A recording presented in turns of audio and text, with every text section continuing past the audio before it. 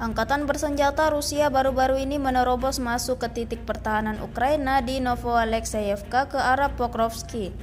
Terbukti dalam sebuah rekaman yang ramai beredar di media sosial Telegram pada Selasa 5 November 2024. Berbagai cara dilakukan tentara Rusia untuk membuat pasukan Kiev mundur di titik pertahanannya. Seperti yang terlihat dalam rekaman, deretan kendaraan militer Rusia beroperasi dan menembaki semua titik yang dicurigai.